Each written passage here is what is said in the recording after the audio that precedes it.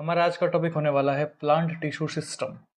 देखिए, plant tissue system के अंदर हम कंप्लीट टिश्यू सिस्टम की बात करेंगे। जो 3 टाइप के टिश्यू सिस्टम एनसीईआरटी में दे रखे हैं, लेकिन खाली एनसीईआरटी तक सीमित नहीं रहेंगे, क्योंकि एनसीईआरटी ने पूरे टॉपिक को एक पेज में जो है वो कंप्लीट कर दिया है। हम एक पेज में नहीं इसको कंप्लीट करेंगे, हम इसमें टाइम लेंगे और एक एक चीज़ को डिटेल से एक्सप्लेन करेंगे। ठीक है, और आपको भी एक्सप्लेनेशन जो है उसको आराम से समझना है और सीखना है कि कौन सा टिश्यू कहाँ होता है, कितने टाइप के अंदर उसमें डिवीजन होता है, उसका फंक्शन क्या होता है। तो देखिए, सबसे पहली चीज़ है कि प्लांट टिश्यू सिस्टम में टिश्यू होता क्या है।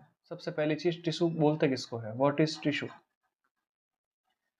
तो हम वापस से रिवीजन कर रहे हैं कि टिश्यू का मतलब क्या होता है। डेफिनेशन की बात करें हम, तो जो जो स्ट्रक्चरली सिमिलर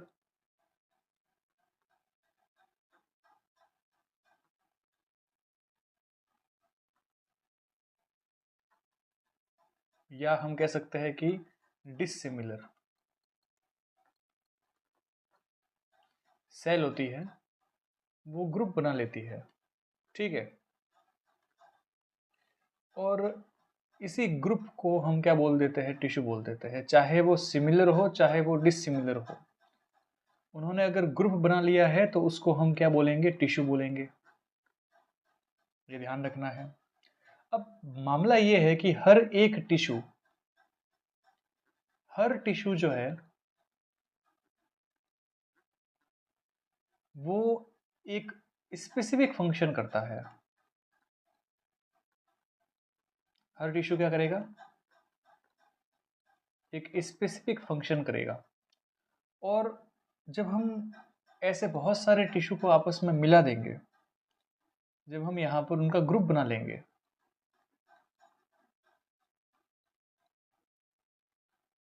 तो हम कहते हैं कि यही ग्रुप क्या कहलाएगा, टिश्यू सिस्टम। इसी को हम टिश्यू सिस्टम बोल देंगे। तो क्या बात है, समझिए इस चीज को। देखिए, पहली चीज ये है कि संरचना के अंदर, स्ट्रक्चर के अंदर कुछ सेल सेम होती है, कुछ जो है वो डिसिमिलर होती है, और वो अगर ग्रुप बना लेती है तो उसी चीज को हमने टिश्यू नाम दे दिया। हर टिश्यू का अपना एक फंक्शन होता है, और ऐसे बहुत सारे टिश्यू अगर ग्रुप बना लेंगे तो उसी से जो सिस्टम बनेगा उसे हम बोलेंगे टिश्यू सिस्टम।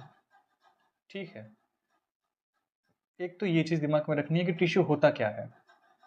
फिर दूसरी चीज, देखिए, ये जो टिश्यू सिस्टम है, इसको एक साइंटिस्ट था जिसका नाम था सॉक्स। इसने 1875 के अंदर 1875 में 3 टाइप के सिस्टम बताए, और वही सिस्टम आज हम पढ़ते भी हैं। कौन से सिस्टम बताए थे उन्होंने, तो सेक्स ने जो सिस्टम बताए थे वो था एपिडर्मल टिश्यू सिस्टम। एक एपिडर्मल टिश्यू सिस्टम है। दूसरा टिश्यू सिस्टम हो जाएगा ground tissue system. Ground tissue system.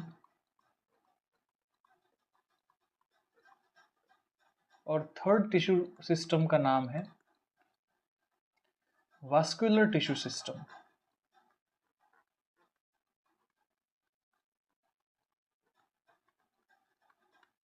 इस तरीके से टोटल 3 टिश्यू सिस्टम हो जाते हैं, जो सबसे पहले हिंदी में अगर लिखे इसको तो इस तरीके से लिखते हैं, सॉक्स। ठीक है, और स्पेलिंग इसकी ये है SACHS। इन्होंने 3 टाइप के सिस्टम बताए थे। एक एक की बात कर लेते हैं। सबसे पहले एपिडर्मल टिश्यू सिस्टम की बात करें हम, तो देखिए, ये यहाँ पर कोई प्लांट दे रखा है, और इस प्लांट के अंदर ये इसका स्टेम है, और इस स्टेम को अगर यहाँ पर हमने कट कर दिया, तो स्टेम का अगर मैंने यहाँ पर ये TS लिया, तो इस TS को अगर मैं देखता हूँ, तो जो आउटर मोस्ट रीजन हमको दिख रहा है, उसी आउटर मोस्ट रीजन को हम क्या बोलेंगे, एपिडर्मल टिश्यू सिस्टम। यहाँ लिखा हुआ है, देखिए, डर्मल टिश्यू सिस्टम। अब क्योंकि ये सबसे आउटर मोस्ट लेयर है, तो इसको बोल दिया हमने एपिडर्मल टिश्यू सिस्टम। तो ये पूरा टिश्यू सिस्टम क्या हो जाएगा, इस टाइप से एपिडर्मल टिश्यू सिस्टम है। अब यहाँ पर ये ट्राइकोम लिखा हुआ है, इसका मतलब ये जो है वो यहाँ स्टेम की है। स्टेम के अंदर जो स्टेम हेयर्स होते हैं उसको हम ट्राइकोम बोलते हैं। तो ये चीज़ ध्यान में रखनी है। तो हम अभी बात करेंगे, मेन हमारा जो टॉपिक होगा वो होगा एपिडर्मल टिश्यू सिस्टम। तो देखिए एपिडर्मल टिश्यू सिस्टम में क्या क्या है। हम यहाँ इस एपिडर्मिस की बात कर रहे हैं। ये देखिए यहाँ इस डायग्राम के अंदर कहाँ है एपिडर्मिस, तो ये जो यहाँ लेयर बनी हुई है ये एपिडर्मिस है, इसकी बात करेंगे हम। ठीक है, तो देखिए अब एपिडर्मिस के अंदर क्या क्या चीज़ें आती है, लिख देते हैं epidermal tissue system.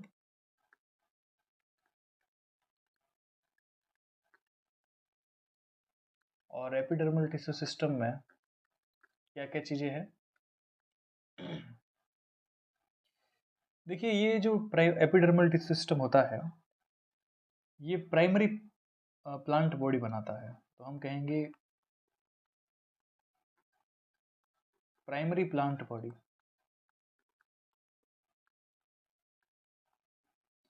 Primary plant body, ठीक है। उससे क्या बना, यहाँ पर आउटर मोस्ट लेयर का फॉर्मेशन हुआ। जो प्राइमरी प्लांट बॉडी थी उससे आउटर मोस्ट लेयर बन जाती है। और यही जो आउटर मोस्ट लेयर है, जब इसका फॉर्मेशन हो जाता है तो इसको हम नाम देते हैं एपिडर्मिस।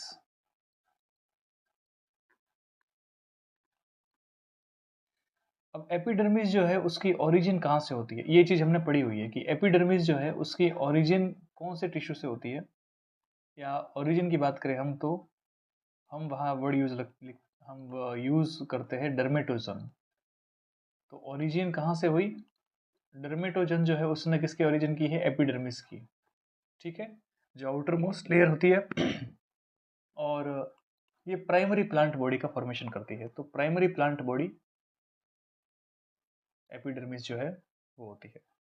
अब अगर मैं इस एपिडर्मिस के अंदर देखूं तो एपिडर्मिस के अंदर सेल की जो लेयर होती है वो सिंगल होती है। सिंगल लेयर हमको मिलती है। लेकिन जो स्टोमेटा है या फिर जो ऑर्किड की रूट होती है,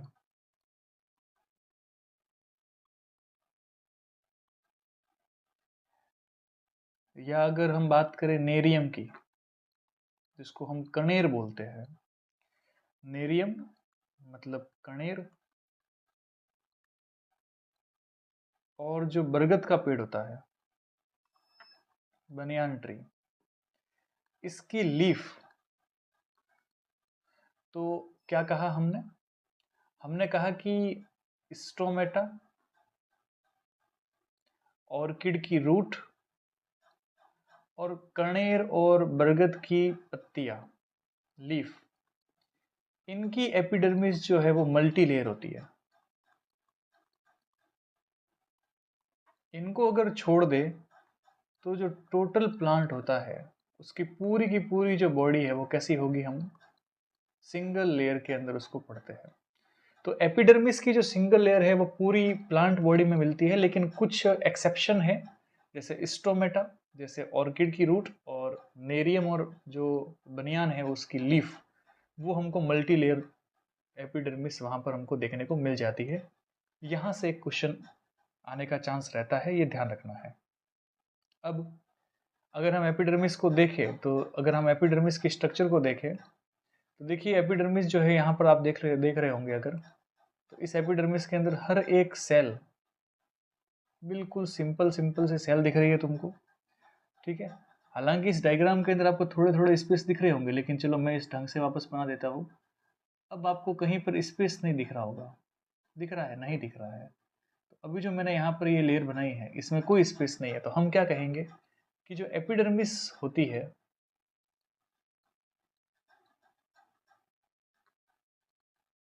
उस एपिडर्मल सेल के अंदर क्या नहीं होता, उनके अंदर हमें इंटरसेलुलर स्पेस नहीं मिलते। पहली चीज तो ये दिमाग में रखो, इंटरसेल्युलर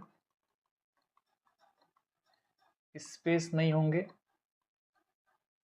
ठीक है, बहुत ही कॉम्पैक्टली अरेंज होती है ये। कॉम्पैक्टली अरेंज होगी। ठीक है, ज़्यादातर हमको रेक्टेंगुलर शेप में मिलती है ये।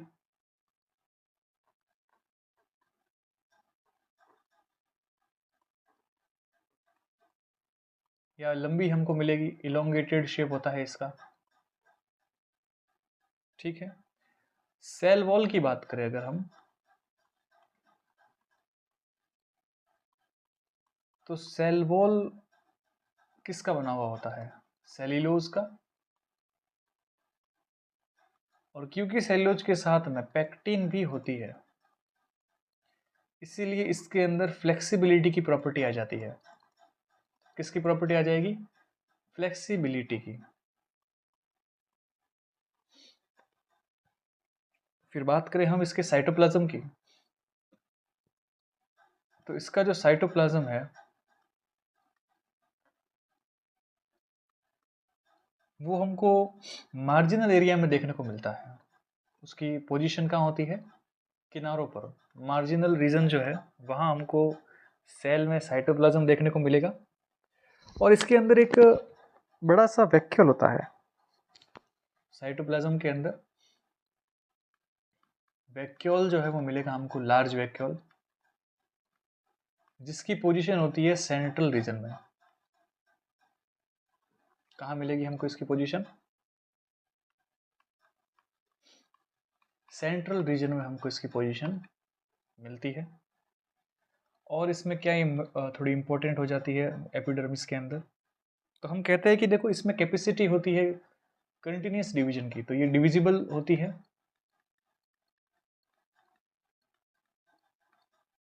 ठीक है, इनके अंदर हमको छोटे छोटे बहुत सारे स्मॉल ल्यूकोप्लास्ट मिलते हैं।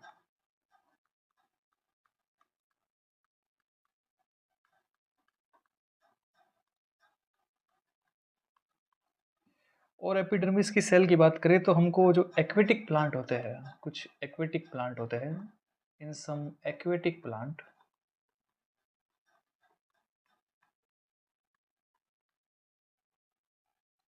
हमें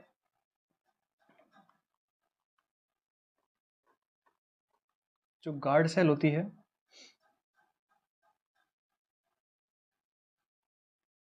स्टोमेटा की, वो कंटेन करती हुई दिख जाती है क्लोरोप्लास्ट। इंपॉर्टेंट चीज है, ज्यादातर इसके अंदर क्या होता है? ल्यूकोप्लास्ट होता है, लेकिन कुछ एक्वेटिक प्लांट के अंदर जो स्टोमेटा है उनके अंदर जो गार्ड सेल होगी उनके पास में क्लोरोप्लास्ट देखने को मिल जाएगा। ठीक है, बाकी और जो है इसके अंदर अगर कैरेक्टर की बात करें तो एपिडर्मिस जो सेल है उसके पास में रेजिन, टेनिन, म्यूकस और हमको बहुत सारे क्रिस्टल जो होते हैं उसका डिपोजिशन मिलता है।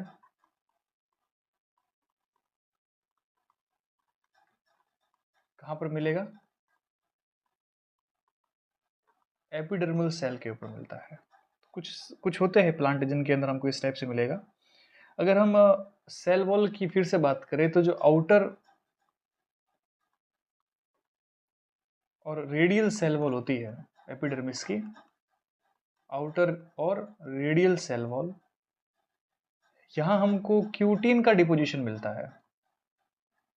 किसका डिपोजिशन मिलता है? क्यूटीन जो है वो डिपोजिट हो जाती है। और जब क्यूटीन डिपोजिट हो जाती है तो वहां एक लेयर का फॉर्मेशन होता है, उसको बोलते हैं हम क्यूटिकल। क्या कहेंगे?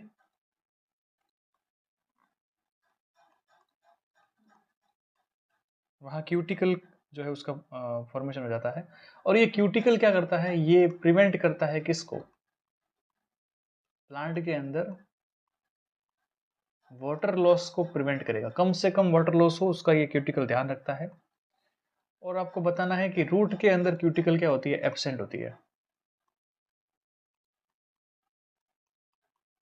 ठीक है, रूट में क्यूटिकल नहीं मिलेगी, केवल स्टेम और लीफ में ही मिलती है हमको क्यूटिकल। तो ये ध्यान रखने की बातें हैं। ये सारी चीज़ें किसके बारे में है? ये सारी चीज़ें एपिडर्मल सेल जो है उसके कुछ फीचर्स होते हैं जैसे उसमें इंटरसेलुलर स्पेस नहीं मिलता, वे कॉम्पैक्टली अरेंज होती है, रेक्टेंगुलर शेप होता है, इलोंगेटेड शेप होता है। सेल वॉल सेल्यूलोज और पेक्टिन की बनती है, पेक्टिन की वजह से उसमें फ्लेक्सिबिलिटी आ जाती है। साइटोप्लाज्म हमको उसको किनारे पर मिलेगा और उसके बीच में हमको एक लार्ज वैक्यूल मिलता है। ठीक है, इस सेल के अंदर बहुत ज़्यादा डिवीजन की कैपेसिटी होती है, तो ये सरफेस एरिया को इंक्रीज कर सकती है एपिडर्मिस। खूब सारे इसमें स्मॉल ल्यूकोप्लास्ट हमको मिलेंगे, और कुछ एक्वेटिक प्लांट होते हैं उनके अंदर हमको क्लोरोप्लास्ट भी देखने को मिल जाते हैं। कहाँ क्लोरोप्लास्ट मिलेगा? तो स्टोमा के गार्ड सेल के अंदर हमको क्लोरोप्लास्ट दिखेगा। फिर रेजिन, टेनिन, म्यूकस, क्रिस्टल, उसका डिपोजिशन हो जाता है एपिडर्मिस के ऊपर, कुछ ऐसे प्लांट भी होते हैं। और आउटर और रेडियल वॉल जो होती है वहाँ पर क्यूटिन का डिपोजिशन हो जाए तो उसको हम क्यूटिकल बोलेंगे। क्यूटिकल का काम होता है कि ये वाटर लॉस को प्रिवेंट करता है, और रूट के अंदर क्यूटिकल क्या होती है? एब्सेंट होती है। ये कैरेक्टरिस्टिक्स हो जाएंगे एपिडर्मिस सेल के। अब हम बात करते हैं कि जो स्पेशल स्ट्रक्चर होता है एपिडर्मिस के अंदर, वो क्या क्या होता है। तो देखिए, अगर मैं यहाँ पर स्पेशल स्ट्रक्चर की बात करूँ तो क्या मिलेंगे हमको?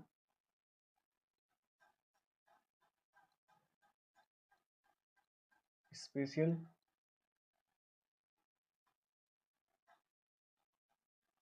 Structure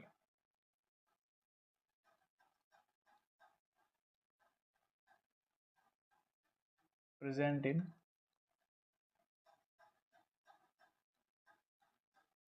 epidermis.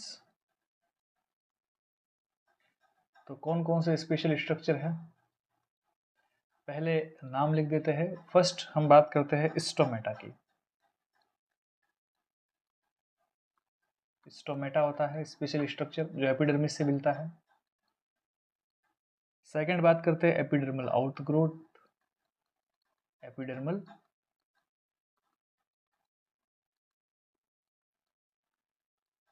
Outgrowth. Third number मिलता है हमको बुलीफॉर्म सेल्स।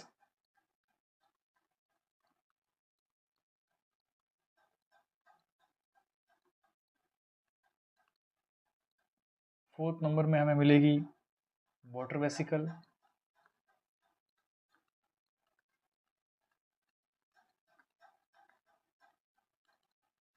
और फिफ्थ नंबर पे हम बात करते हैं जो अजैविक पदार्थ होते हैं, एर्गास्टिक सब्सटेंस जो होता है,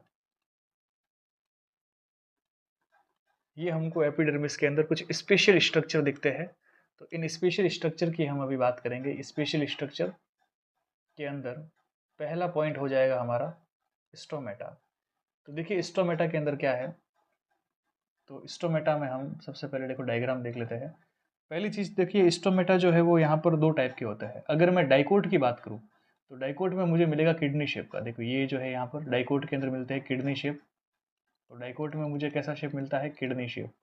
और अगर मोनोकोट की बात करूँ तो मोनोकोट में मुझे मिलेगा डम्बल शेप। कैसा मिल रहा है? डम्बल्ड शेप जो है वो स्ट्रक्चर हमको देखने को मिलता है किसमें? मोनोकोट के अंदर। और ये किडनी शेप किसमें मिलता है?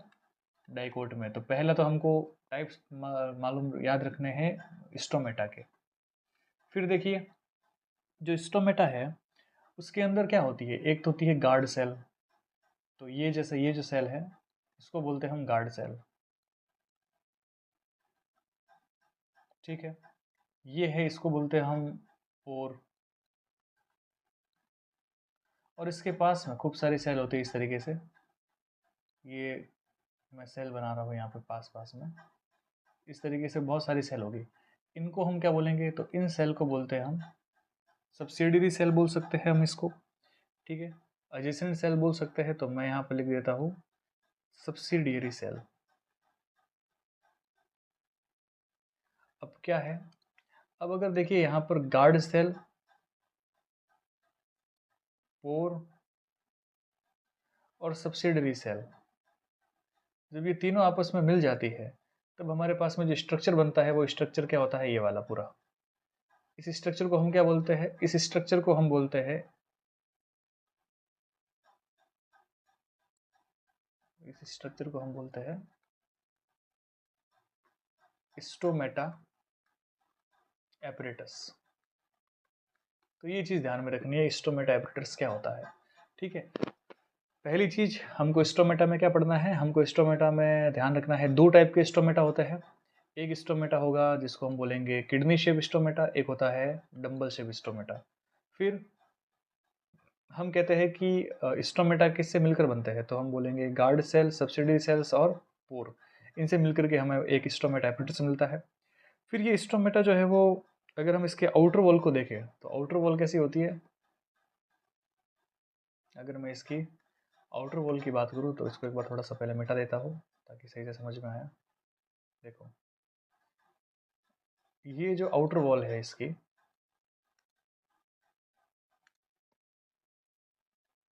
ये जो यहाँ पर हो जाएगी इसकी आउटर वॉल, ये देखो लिखा हुआ है आउटर वॉल जो है वो तो क्या होती है, थिन होती है। ये जो है वो क्या है, थिन। और जो इनर वॉल होती है, ये देखो यहाँ लिखा हुआ है इनर वॉल, ये जो है ये होती है थिक थिक। तो हम कहेंगे देखो ये हमारे पास में क्या है, पूरा एक गार्ड सेल, और इस गार्ड सेल के अंदर आउटर वॉल कैसी है, थिन है, और इनर वॉल कैसी है, थिक है। ठीक है, तो जब इसके अंदर क्या होगा कि जो पास वाली सेल होती है, जो आसपास की जो सेल हमने अभी बनाई थी, फिर से बना देता हूँ।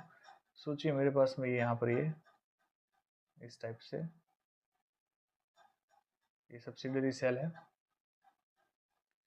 होता क्या है कि सब्सिडियरी सेल जो है उसके अंदर का वाटर, ये वाटर जो है वो क्या करेगा, जब वाटर इसके अंदर आता है तब ये क्या हो जाती है, स्वलन हो जाती है। ठीक है, तो हमने देखा ये जो वाटर है जैसे इसमें आएगा तो ये क्या हो जाएगी, स्वलन हो जाती है। कौन स्वलन हो जाती है, कौन फूल जाती है, गार्ड सेल। तो गार्ड सेल फूल जाने पर ये जो यहाँ पर देखो बीच में जो स्ट्रक्चर दिख रहा है, ये यहाँ पर क्या हो जाता है, ओपन। तो पोर जो है या स्ट्रोमा इसको बोल सकते हैं, ये ओपन हो जाते हैं। फिर उसके बाद जैसे ही ओपन होंगे तो यहाँ का जो वाटर है, गार्ड सेल के अंदर जो वाटर आया है वो इवेपोरेट हो जाएगा और बाहर की तरफ निकल जाएगा। फिर वापस से ये वाटर जो है वो जैसे ही लॉस हो जाता है तो सेल कैसी हो जाती है, फिर से देखिए सेल जो है वो वापस फ्लैसिड हो जाती है। फिर से उसमें जो है वो श्रंकन हो जाता है, ये पिचक जाती है सेल, और इस तरीके से पोर जो है वो क्लोज हो जाते हैं।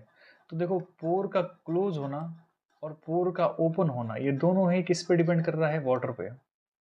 ठीक है, तो अभी आपको ये दिमाग में रखना है कि ओपन और क्लोज होना गार्ड सेल के अंदर वाटर के आने और वाटर के चले जाने पर डिपेंड करता है। ठीक है, तो हमें ये हमें ध्यान में रखना है। पहली चीज़ तो कि सबसे पहले हम अभी पढ़ क्या रहे हैं, हम पढ़ रहे हैं एपिडर्मिस, और एपिडर्मिस के अंदर हमने बात की कि स्टोमेटा होता है, सबसे स्पेशल टाइप की जो सेल होती है उसमें हम बात कर रहे हैं स्टोमेटा। स्टोमेटा के अंदर हमने बात कर ली कि कैसे ओपन और क्लोज होते हैं, स्टोमेटा किससे मिलकर बना होता है, वो सारी चीज़ें हमने पढ़ ली है। अब स्टोमेटा का फंक्शन क्या है, देखो जो स्टोमेटा होता है, अगर हम उसके फंक्शन की बात करें तो मैं यहीं इसके पास में ही लिख देता हूँ, इसको मिटा करके।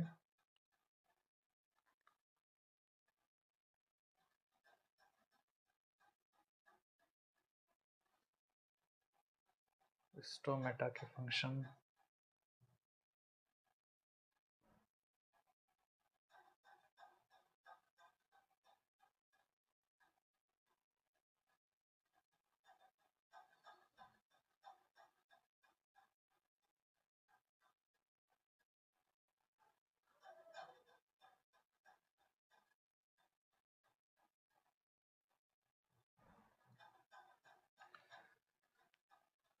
तो ये लीजिए, देखो हम बात कर रहे हैं फंक्शन की। स्टोमेटा के कितने फंक्शन होते हैं,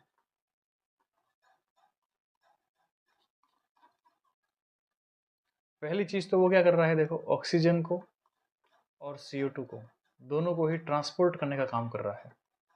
गैसेज एक्सचेंज हो रही है। ठीक है, गैस क्या कर रहा है, वो एक्सचेंज कर रहा है। तो एक तो ये काम हो जाएगा। दूसरा फंक्शन क्या होता है, ये इवोपोरेशन में हेल्प करता है। वाटर जो है वो बाहर जा रहा है तो ट्रांसपीरेशन में हेल्प करेगा ये, वाष्पोत्सर्जन के अंदर ये काम करता है।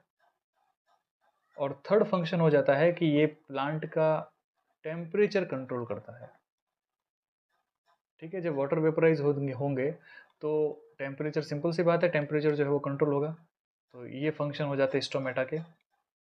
फिर देखिए अगर हम लीफ की बात करें तो अगर सोचिए लीफ के अपर पोर्शन के अंदर हमको स्टोमेटा दिख रहा है। ठीक है, सॉरी अपर नहीं, अगर हम लीफ के नीचे वाले पोर्शन पे हमको स्टोमेटा दिख रहा है तो उसको बोलेंगे हम, उस टाइप की लीफ होती है हाइपोस्टोमेटस। हाइपोस्टोमेटस लीफ।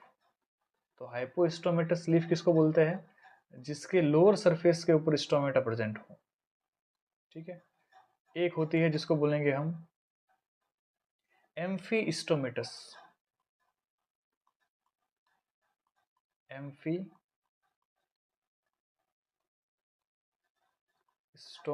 लीफ, जिनके दोनों तरफ हमको क्या मिले, स्टोमेटा प्रेजेंट हो, उसको हम बोलते हैं एम्फीस्टोमेटस लीफ। और कुछ ऐसी लीफ होती है जैसे जेरोफाइट्स के अंदर हमको स्टोमेटा जो है वो धंसे हुए मिलते हैं, तो उसको बोलते हैं हम संकन स्टोमेटा।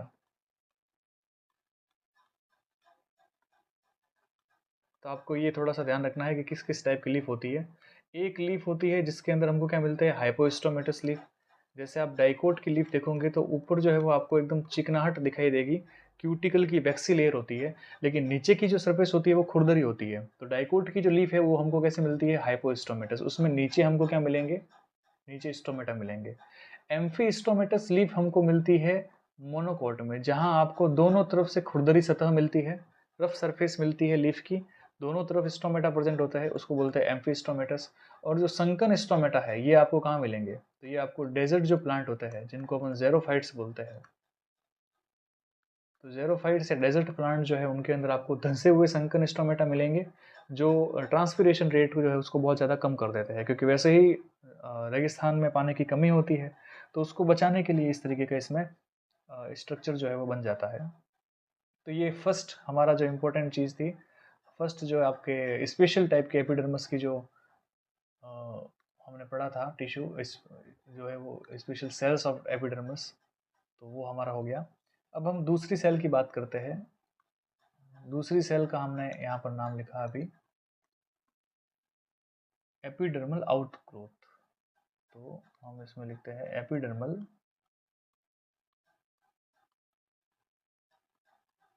आउटग्रोथ। देखिए एपिडर्मल आउटग्रोथ के अंदर क्या आता है,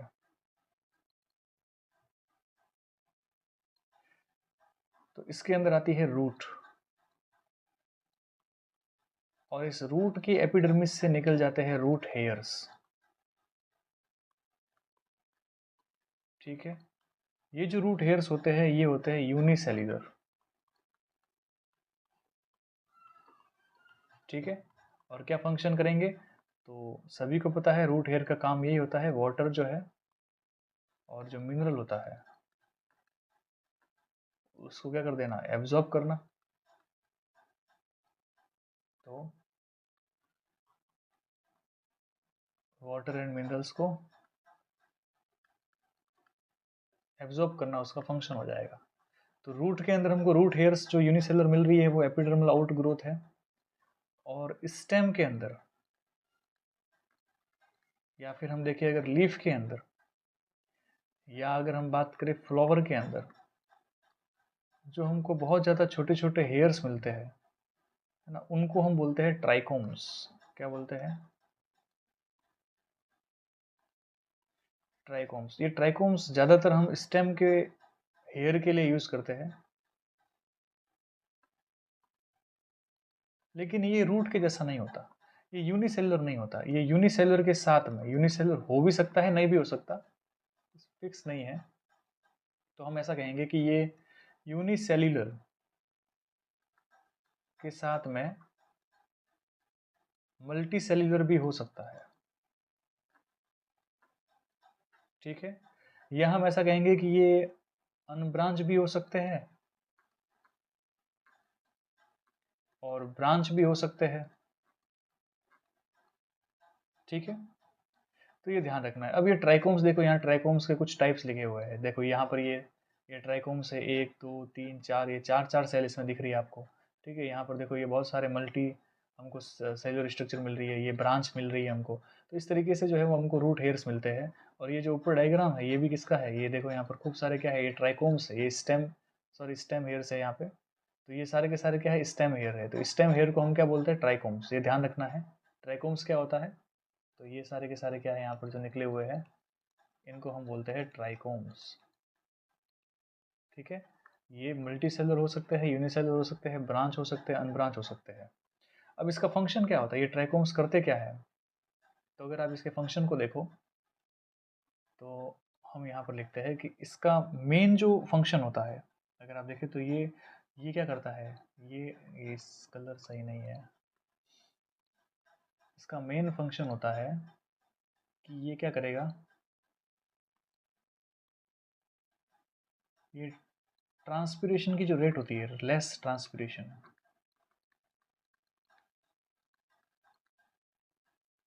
की जो रेट होती है उसको क्या कर देता है, डिक्रीज कर देता है। बहुत सारे हेयर होता है। और दूसरी चीज़ क्या करते हैं कि जो छोटे छोटे इंसेक्ट होते हैं उनसे ये प्रोटेक्शन का भी काम करेगा। तो इस तरीके से हम कहेंगे कि ये जो ट्राइकोम्स होते हैं, ठीक है, ये बड़े हेल्पफुल होते हैं स्टेम के अंदर, ट्रांसपिरेशन की रेट को कम करते हैं और प्रोटेक्शन का काम करते हैं। तो दूसरा जो हमारे पास में एपिडर्मल की स्पेशल सेल हो जाती है वो होती है एपिडर्मल आउटग्रोथ, जिसमें रूट और स्टेम के ऊपर जो हेयर होते हैं उनकी बात करते हैं। थर्ड नंबर पे जो हम बात करेंगे, जो थर्ड स्पेशल टाइप की सेल है वो होती है बुलीफॉर्म सेल। यहाँ लिखा हुआ है देखो, बुलीफॉर्म सेल। ये बुलीफॉर्म सेल क्या है, तो स्ट्रक्चर बनाया हुआ है। देखिए यहाँ पर ये एपिडर्मिस सेल है और एपिडर्मिस के अंदर इस तरीके से कुछ सेल क्या कर देती है, बहुत ज़्यादा बड़ी हो जाती है। ये यूनिसेलुलर स्ट्रक्चर है, ये सेल क्या हो गई है, बहुत ज़्यादा बड़ी। तो हम कहेंगे कि जो ये यूनिसेलुलर लिविंग सेल होती है, ठीक है ना, ये साइज को क्या कर देती है, बड़ी कर देती है, फूल जाती है, स्वॉलन हो जाती है इसकी साइज। ठीक है, क्या कर रही है ये, इसके अंदर क्या है, वाटर, ये वाटर को स्टोर करती है। तो हम कहेंगे वाटर को स्टोर करके इसकी साइज क्या हो गई है, बड़ी, फूल गई है। ठीक है, तो हमने ये कहा। तो जब यहाँ पर ज़्यादातर हम देखते हैं कि ग्रास जो होती है, घास के अंदर हमको ये बुलीफॉर्म सेल मिलती है जिसमें वाटर स्टोर होता है। अगर वाटर स्टोर हो जाएगा तो घास जो है उसका सरफेस क्या हो जाएगा, एक्सपोज। ठीक है, लेकिन जैसे इसमें से वाटर जो है वो सोचो बाहर निकल गया, ठीक है, तो अगर सोचो यहाँ पर वाटर का क्या हो गया है, लॉस हो गया है, तो फिर ये क्या हो जाएगी, ये फिर से पिचक जाती है, डिफ्लेशन ऑफ लीफ, पिचक जाएगी लीफ। तो बुलीफॉर्म सेल क्या करती है, वाटर को स्टोर करती है, सिंपल सी बात है, यूनिसेलर होती है, लिविंग सेल होती है। ठीक है, वाटर स्टोर करके साइज को जो है वो फुला देती है, बड़ा कर देती है, उससे कि किसी भी रूट जो है उसका सरफेस, सॉरी रूट नहीं, ग्रास जो है उसका सरफेस एकदम एक्सपोज हो जाता है। लेकिन अगर पानी निकल जाता है तो वो लीफ क्या हो जाती है, पिचक जाती है, ये ध्यान रखना है, डिफ्लेशन हो जाती है लीफ की, ये बुलीफॉर्म सेल हो जाती है। ठीक, तो ये ध्यान रखना है आपको बुलीफॉर्म सेल के अंदर। फिर देखो फोर्थ जो स्पेशल सेल थी, फोर्थ वाली जो सेल है एपिडर्मिस के अंदर, वो है वाटर वेसिकल। कौन सी है,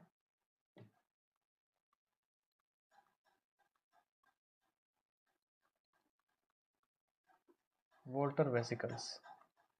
जैसे आप देखें यहाँ पर कुछ सेल जो होती है एपिडर्मिस की, वो वापस क्या करती है, वाटर स्टोर करती है। तो देखो यहाँ पर वाटर स्टोर हो रहा है, तो हम कहेंगे कि कुछ सेल क्या करती है, वाटर को क्या करेगी, स्टोर करेगी। ठीक है, और इस वाटर स्टोर करने की वजह से उसको हम क्या बोल देंगे, तो उसको हम बोल देते हैं वेसिक्यूलेट हेयर। तो वेसिक्यूलेट हेयर क्या होता है वास्तव में, एपिडर्मल सेल जो थी उसने वाटर स्टोर कर दिया है, तो वो वाटर वेसिकल बना रहा है, इसलिए इसका नाम हो गया वेसिक्यूलेट हेयर। अब अगर सोचिए इसके अंदर से क्या हो जाए, वाटर का लॉस हो जाए, क्या हो जाए, वाटर का लॉस। तो वाटर लॉस की कंडीशन में क्या हो जाएगी, लीफ ड्राई हो जाएगी, लीफ क्या हो जाएगी, ड्राई हो जाएगी, सिंपल सी बात है। और लीफ ड्राई होने पर जो सरफेस होता है लीफ का, उसके ऊपर हमको क्या मिलेगी, एक थिन लेयर मिलेगी। किसकी थिन लेयर मिलेगी, साल्ट की। मतलब पानी अगर जो भरा हुआ था, स्टोर हो रखा था, तब हमने उसको वेसिकुलेट हेयर बोला था, और अगर पानी वहाँ से निकल गया, वाटर का लॉस हो गया है, तो पत्ती से जो है वो ड्राई हो जाएगी, और उसके ऊपर एक थिन लेयर जो है वो यहाँ पर क्या आ जाएगी, साल्ट की। ठीक है, और इसके अंदर हमको ये चीज़ किस में मिलती है, किसके अंदर हमको ये चीज़ मिलती है, तो आप बोलोगे जो जेरोफाइट्स होते हैं, एट्रीप्लेक्स, ये एग्जाम्पल है जेरोफाइट्स का। तो जेरोफाइट्स टाइप का जो, सॉरी आपके एट्रीप्लेक्स टाइप का जो जेरोफाइट है, डेजर्ट के अंदर जो प्लांट होते हैं, उनके अंदर हमको ये चीज़ देखने को मिलती है, जिसमें हमको वेसिकुलेट हेयर मिलता है। तो वेसिकुलेट हेयर कुछ नहीं है, एपिडर्मिस के ऊपर एक वाटर का वेसिकल बन गया है बस। ठीक है, तो ये चीज़ें आपको ध्यान में रखनी है। फिर देखिए कुछ एपिडर्मल सेल होती है। ठीक है, जैसे एपिडर्मिस सेल जो है उसमें अगर हम बात करें तो फिफ्थ नंबर पे हम जब स्पेशल सेल की बात करते हैं, तो वहाँ हम लिखते हैं एर्गास्टिक सब्सटेंस। क्या लिखते हैं, एर्गास्टिक सब्सटेंस। एर्गास्टिक सब्सटेंस का मतलब अजैव पदार्थ। ठीक है, जो आउटर सरफेस होता है एपिडर्मिस का, वहाँ पर रेजिन, ठीक है, टेनिन, और आप वैक्स की बात करें, ऑयल की बात करें, या फिर क्रिस्टल जो साल्ट होते हैं उनका डिपोजिशन हो जाता है। ठीक है, सिलिका की बात करें, इनका डिपोजिशन हो जाता है, तो उसको बोलते हैं हम एर्गास्टिक सब्सटेंस। अब इसके कुछ एग्जाम्पल है, मैं एग्जाम्पल के नाम लिख देता हूँ पहले। देखिए कौन कौन से एग्जाम्पल हमको एर्गास्टिक सब्सटेंस में याद रखने हैं। ये एग्जाम्पल सेल के नाम है। ठीक है, तो कुछ सेल के नाम यहाँ लिख देता हूँ। जैसे एक लिखा मैंने यहाँ पर सिलिकोसाइट, सिलिकोसाइट। ये सिलिकोसाइट क्या होती है, नाम से मालूम चल रहा है, साइट का मतलब सेल और सिलिको का मतलब सिलिका। तो इसके अंदर डिपोजिशन होता है सिलिका का। ठीक है, इसमें सिलिका क्या हो रही है, डिपॉजिट हो रही है। जैसे यहाँ देखिए आप, ये इक्विसीटम प्लांट है, और इस इक्विसीटम प्लांट के अंदर, जिसको हॉर्स्टेल बोलते हैं, उसके अंदर देखो यहाँ पर नैनो SiO2, ये सिलिका जो है यहाँ पर इसके अंदर जम गई है। तो ये सिलिका बनाने का काम कौन सी सेल कर रही है, सिलिकोसाइट। एग्जाम्पल क्या हो जाएगा, इक्विसीटम। तो ये एग्जाम्पल दे रखा है यहाँ पर सिलिकोसाइट का। ठीक है, वैसे ही यहाँ पर मैं एक दूसरी सेल लिखता हूँ जिसको बोलते हैं हम लिथोसाइट।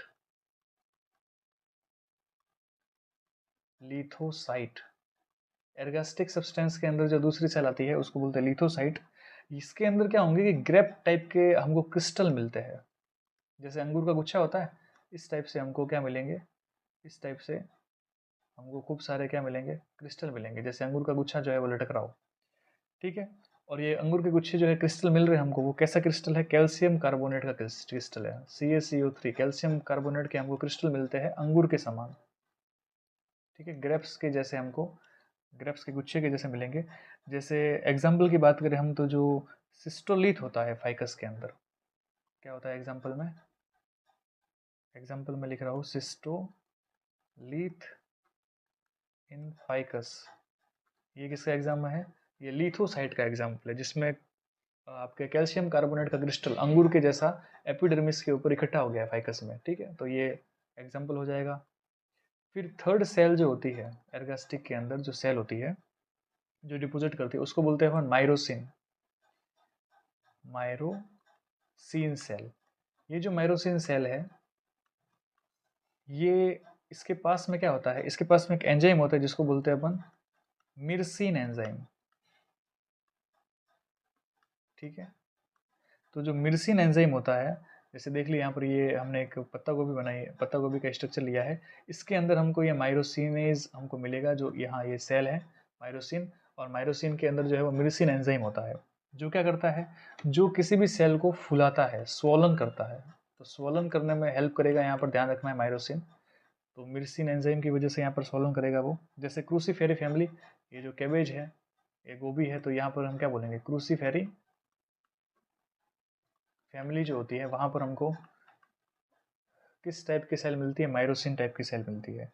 ठीक है, वैसे ही फोर्थ सेल का नाम लिखूं मैं, तो मैं लिखता हूँ स्क्लेरोइड सेल, स्क्लेरोटिक,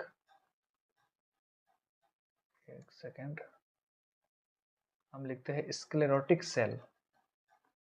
स्क्लेरोटिक सेल जो है ये किसी भी सीड का आउटर कोट बनाता है। तो आउटर सीड कोट जो होता है वो यहाँ पर बनता है। जैसे एग्जाम्पल की बात करें तो आउटर सीड कोट क्या होता है, हार्ड होता है। तो हम कहेंगे कि कुछ एपिडर्मिस सेल जो होती है वो स्क्लेरोटिक सेल में कन्वर्ट हो जाती है। हार्ड मटेरियल जो होता है उसको यहाँ पर लाएगी और सीड के चारों तरफ जो है वो इकट्ठा कर लेगी। तो सीड कोट में देखती है, सीड कोट क्या है, आउटर मोस्ट रीजन होता है। तो आउटर मोस्ट रीजन तो एपिडर्मिस होती है। इसका मतलब एपिडर्मिस जो है वो अब किस में कन्वर्ट हो गई है, स्क्लेरोटिक सेल के अंदर कन्वर्ट हो गई है। ठीक है। जैसे आप देखोगे कि मूंग जो होता है, बहुत सारे, हर एक एग्जाम्पल ले सकते हो। मूंग हो गया, उड़द हो गया, ठीक है, आपके अरंडी हो गई, अरंडी का बीज हो गया। इनके अंदर हमको जो सीड होता है उसके चारों तरफ हमको जो लेयर मिलती है वो क्या होती है, वो स्क्लेरोटिक सेल से बनी हुई होती है। मतलब एपिडर्मिस ही है, लेकिन एपिडर्मिस जो है वो बहुत ज़्यादा क्या हो गई है, हार्ड हो गई है। तो ये सब के सब जो है वो मॉडिफिकेशन किसके थे, एपिडर्मिस के। तो अब जाकर के एपिडर्मल टिश्यू कंप्लीट हुआ है। तो देखिए, अगर एनसीईआरटी की बात करें तो वहाँ पर तो केवल एक पैराग्राफ लिखा हुआ है, उसमें जो है वो पूरा एपिडर्मिस का मामला खत्म कर दिया। हम यहाँ पर टिश्यू की सबसे पहले हमने डेफिनेशन पढ़ी, फिर हम एपिडर्मिस की बात कर रहे हैं। इन तीन जो है वो उसमें बताने का काम सॉक्स ने किया था। फिर एपिडर्मिस टिश्यू के अंदर हमने सबसे पहले बात की थी एपिडर्मिस के अंदर जो सेल्स होती है, एपिडर्मल सेल, उनके क्या कैरेक्टरिस्टिक्स होते हैं। और फिर हमने कहा कि जो एपिडर्मिस होती है इनके पास में जो है वो आपके स्पेशल स्ट्रक्चर हो जाते हैं। जैसे आपके स्टोमेटा हो गया, तो स्टोमेटा की हमने बात की पूरी कंप्लीट। स्टोमेटा में हमने पढ़ा कि कितने टाइप के स्टोमेटा होता है। फिर एपिडर्मल आउट ग्रोथ के अंदर हमने पढ़ा, ठीक है ना, कि इसके अंदर एक तो रूट हेयर होता है और इसके अंदर एक जो है वो स्टेम हेयर होता है जिसको हम ट्राइकोम्स बोलते हैं। फिर बुलीफॉर्म सेल की बात की, ग्रासेस के अंदर मिलता है। वाटर वेसिकल की बात की, ठीक है। एर्गास्टिक सब्सटेंस के अंदर हमने अलग अलग टाइप की सेल की बात की। तो ये जाकर के अब जाकर के कंप्लीट होता है एपिडर्मिस, ठीक है। तो लगभग हमको जो है वो 30 मिनट के आसपास लगे इसको एपिडर्मिस टिश्यू सिस्टम को समझने में। अब हमारा दूसरा टिश्यू सिस्टम जो है वो होगा अभी ग्राउंड टिश्यू सिस्टम। तो हम ग्राउंड टिश्यू सिस्टम की बात करते हैं। देखिए, ग्राउंड टिश्यू सिस्टम, इसको हम फंडामेंटल टिश्यू सिस्टम भी बोलते हैं, क्योंकि अगर हम देखें पूरे प्लांट के अंदर तो सबसे ज़्यादा अमाउंट में हमको यही मिलेगा, फंडामेंटल टिश्यू सिस्टम।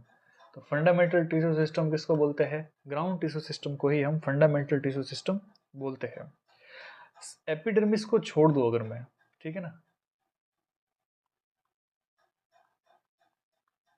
अगर मैं किसको छोड़ दूं, मैं अगर एपिडर्मिस को छोड़ दूं और अगर मैं वास्कुलर बंडल को छोड़ दूं, ठीक है, वास्कुलर टिश्यू जो है उसको छोड़ दूं, तो बाकी पूरे के पूरे प्लांट में मुझे सिर्फ और सिर्फ कौन सा टिश्यू मिलेगा, मुझे मिलेगा ग्राउंड टिश्यू सिस्टम। तो एपिडर्मिस के अंदर, मतलब एपिडर्मल और वास्कुलर टिश्यू जिसमें जाइलम फ्लोएम आते हैं, उनको छोड़ दो तो सब कुछ किसका बना हुआ है प्लांट में, ग्राउंड टिश्यू सिस्टम का बना हुआ है। देखिए यहाँ पर डायग्राम बना हुआ है, ये सबसे ऊपर की लेयर है, ठीक है। इस वाली लेयर को अगर मैं छोड़ देता हूँ और ये अंदर की तरफ ये जो स्ट्रक्चर बना हुआ है, अगर मैं इसके अंदर किस कुछ को छोड़ दूँ, इसके अंदर मैं यहाँ जाइलम को छोड़ दूँ, फ्लोएम को छोड़ दूँ, ठीक है। तो इसके अलावा इसको छोड़ दूँ, जाइलम को, इनको छोड़ दूँ, जाइलम को और फ्लोएम को छोड़ देता हूँ अगर मैं, ठीक है, ये फ्लोएम इनको छोड़ देता हूँ, तो बाकी पूरी की पूरी जो प्लांट है, ठीक है ना, ये देखो ये पूरा का पूरा प्लांट, ये वाली स्ट्रक्चर, हर चीज जो है वो किसकी बनी हुई है, ग्राउंड टिश्यू सिस्टम की बनी हुई है। किसकी बनी हुई है, ग्राउंड टिश्यू सिस्टम की बनी हुई है। अब ग्राउंड टिश्यू सिस्टम जो है उसके अंदर देखो मैक्सिमम जो पोर्शन होता है, मैक्सिमम पार्ट, उसको बनाने का काम करता है पेरीब्लेम। कौन करता है, पेरीब्लेम। और कुछ पार्ट जो है, सम पार्ट्स किससे बने हुए होते हैं, कुछ पार्ट जो है वो प्लीरोम से बने हुए रहते हैं। ये क्वेश्चन पूछते हैं कि बताओ ग्राउंड टिश्यू सिस्टम की ओरिजिन किससे हुई, तो पेरीब्लेम और प्लीरोम दोनों से होती है, लेकिन मैक्सिमम कौन है, पेरीब्लेम है, और थोड़ा सा पोर्शन किसका है, प्लीरोम का है। तो ये ध्यान रखना है, ठीक है। फिर इसमें बात करते हैं कि इसमें मैक्सिमम सेल कौन सी होती है, ग्राउंड टिश्यू के अंदर मैक्सिमम सेल आपको कौन सी मिलेगी, तो आपको बोलना है इसमें मैक्सिमम होती है पेरेन्काइमा, और कहीं कहीं पर कुछ सेल जो है वो आपको कोलेनकाइमा भी मिलती है, और हमको स्क्लेरेनकाइमा भी मिलती है, स्क्लेरेनकाइमा। तो देखिए कुछ कुछ क्वेश्चन जो है वो यहीं पे सॉल्व हो जाएंगे। सबसे पहली चीज़ तो क्या है, मैक्सिमम सेल आपको ग्राउंड टिश्यू में कौन सी मिलेगी, तो आप क्या बोलोगे कि हमको पेरेन्काइमा सबसे ज़्यादा मिलता है। फिर आपसे पूछेंगे कि ग्राउंड टिश्यू सिस्टम किसके बना हुआ है, तो आप बोलोगे पेरीब्लेम से प्लीरोम से। इसमें मैक्सिमम क्या होता है, तो आप बोलोगे पेरीब्लेम इसमें मैक्सिमम होता है, ग्राउंड टिश्यू सिस्टम को बनाने के अंदर काम में आता है। तो ये चीज़ हमको समझनी है। अब इसके बाद ग्राउंड टिश्यू सिस्टम जो है उसको कितने पार्ट में डिवाइड कर दिया, तीन। तीन टाइप से हमने इसको मतलब डिवाइड कर दिया है। तीन इसके मेन एरिया होते हैं। कौन कौन से होते हैं, तो एक हम बात करेंगे कॉर्टेक्स, दूसरा बात करेंगे हम पेरिसाइकल, और थर्ड जो एरिया होता है उसमें हम पिथ, और उसी के साथ में बात कर लेते हैं मेड्यूलरी रेज की। ठीक है, तो डिटेल से अब कॉर्टेक्स, पेरिसाइकल, पिथ और मेड्यूलरी रेज को समझेंगे। एक्सप्लेनेशन जो है इसका समझना है डिटेल के अंदर। ठीक है, तो फिर हम जो है यहाँ पर अगले वीडियो के अंदर इसकी बात करेंगे।